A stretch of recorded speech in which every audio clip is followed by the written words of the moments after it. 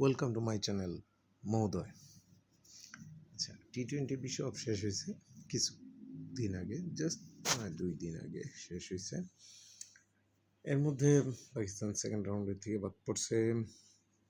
আর আসলে মানে কারোরই কোনো খবর নাই, কারণ বাংলাদেশের মানুষ সবাই ব্যস্ত হচ্ছে এদিকে ইরান আর ইউএসএ ইসরায়েল যুদ্ধ,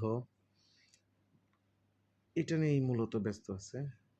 তো বিশ্বকাপে বাংলাদেশ খেলে নাই, তার মধ্যে বাংলাদেশের মানুষের মধ্যে তেমন কোনো উত্তেজনা ছিল না। একটা টি-20 বিশ্বকাপ গেছে, কিন্তু in the mean time Pakistan বিশ্বকাপ থেকে বাংলাদেশে আসছে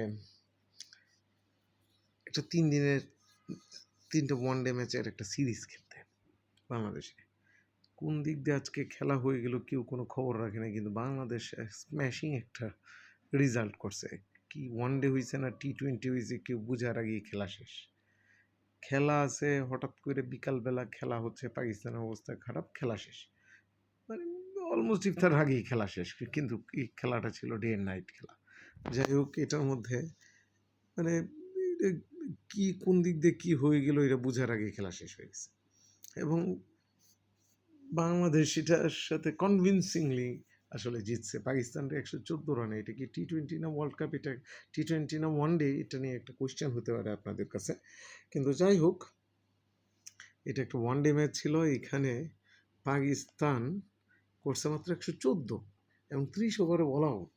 এর মধ্যে ফ্যাসিনেটিং ব্যাপার হচ্ছে নাহিদ রানা একাই প্রথম 5টা ব্যাটসম্যান, নাহিদ রানা 5টা ব্যাটসম্যান, যেইটা সাহেবজাদা ফারহান, যেটা পাকিস্তানের টি-20 বিশ্বকাপে যে ছেলেটা একেবারে আকাশ পাতাল কাঁপায় দিছে খেলে, সে আসলে আউট হয়ে গেছে এবং বাকিরা অলমোস্ট মোবাইল নাম্বারের মতো আউট হয়েছে। লাস্টে একটু ফাহিম আশরাফ যদি মানে কিছু বল না খেলতো আসলে, তাহলে আসলে ওরা 100-র নিচে অল আউট হয়ে যেত। যাই হোক, 30 ওভার খেলে মজার ব্যাপার হচ্ছে প্রথম 10 ওভারে ওদের 9 ওভার পর্যন্ত কোনো উইকেট নাই, কিন্তু 35 রান। আর এইটা জাস্ট 20 ওভারের মধ্যে 6 উইকেট, এর মধ্যে 5টাই নাহিদ রানা। এখানে নাহিদ রানার প্রথম ফাইফার এটা।